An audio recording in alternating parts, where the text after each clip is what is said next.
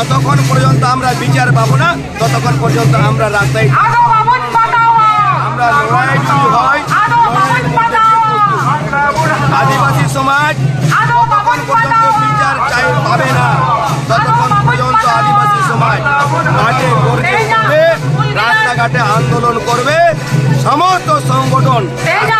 আছে